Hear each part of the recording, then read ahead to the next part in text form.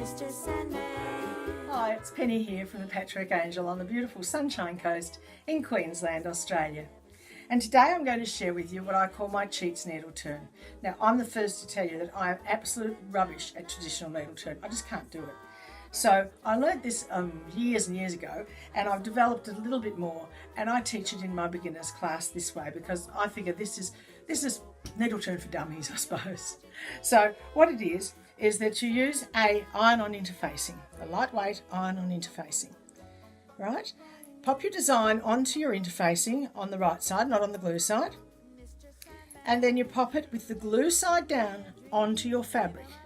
Now don't go anywhere near the iron because you'll be in trouble. We don't want that gluing onto the right side of the fabric. Okay, so we've got that in place. Take it to our machine and we reduce the stitch length on our machine down to about a 1.5 I like to use because it takes you around these curves better. Now don't stress if you're not exactly on the line because as long as you get a nice curve happening, that's the main thing.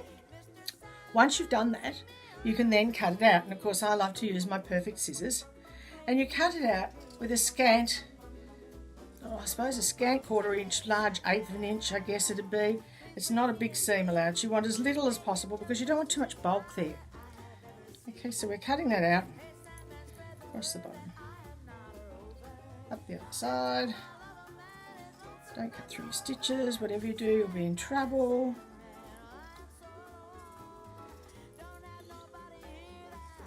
Okay. So I'll keep cutting this out and I'll be back in a sec to show you once we turn it through. Okay, so we're back. So we've trimmed all around the edge, then we've gone through with our beautiful perfect scissors and we've just clipped all the way around, especially up here in the point part. Then what we've done is we've cut into the interfacing at the back. Can you see that? So I've cut that open. Then we turn it through on itself. And what it does is it folds down all those seam pieces. Okay, this is a little bit fiddly, and I like to use my trusty toothpick. It's not a toothpick, it's a chopstick. Toothpick would be a bit pointy, wouldn't it? It would poke holes in everything. Okay, so I use my chopstick, and that helps get the curves nicely out for us. So once we've got that all turned through, I'll just do a little bit more of that just to show you.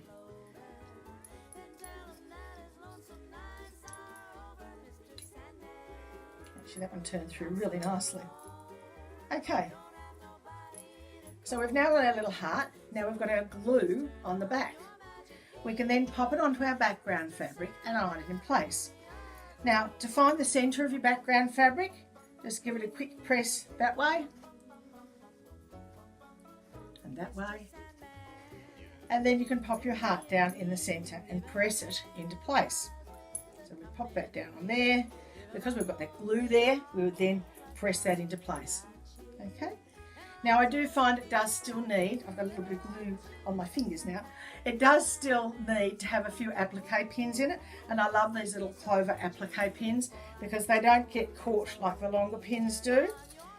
Now just a little handy hint for you, this beautiful little tin, the girl with the pearl earring, was brought back for me from my friend Marlene from Holland, and it had mints in it and I loved it. I just loved this little tin, so I just wanted to keep it. And so I thought, what can I do with it? So I got one of the little magnets we have at the shop and I put my pins in the tin. I keep meaning to glue the magnet in there and I keep forgetting. But in the meantime, your pins stay in your tin, they don't fall out. So there's a great little hint for you. Oh, one fell out. There's a great little hint for you for using a really pretty tin, a way to use it in your everyday sewing, which is great. So now we've got that pressed down into place, we've got it pinned in place, we're going to applique it down. I like to use a bottom line thread. It's a polyester thread. I know it's something that we worry about, polyester and cotton and all that, but this thread buries down so nicely into the fabric that you won't see your stitches, so it's worth using. Okay, we use a milliner's needle. I love milliner's needles, they're my go-to needle. Always thread the smallest needle you possibly can, the smallest eye rather. Why do I like a milliner's? Because the shaft of the needle is the same thickness as the eye of the needle. Now you're going to have trouble seeing that because it's so fine, but they're lovely needles. You will bend them as you work with them. I like the Sue Daly needles and I tend to use a size 10 normally. So we're using lovely Tilda fabric today too, I meant to tell you that. And also, of course, the quilt behind me is the lovely new Tilda range called Lazy Days, which is due out on the 1st of April 2019. So by the time you watch this, it may well already be out. That pattern is the Blackbird Pie pattern, which we have in stock, and it's one of my favourites, really easy curves. I've got to get the binding done on that quilt this weekend. Okay, so back to our applique. Start with a knot and come up from the bottom. Okay, and then we're going to take a stitch. We're going to go straight back down where our thread came up, and we're going to come out about 1/8 of an inch up. We're going to grab at least 2 threads of the fabric. If we grab just 1 thread, what can happen is it can actually draw a thread, and when you've got a printed fabric, that can mean that the print moves a little bit. Keep it nice and firm. Back down so you can see where my thread has come out is there. So I'll go back down there and back up there.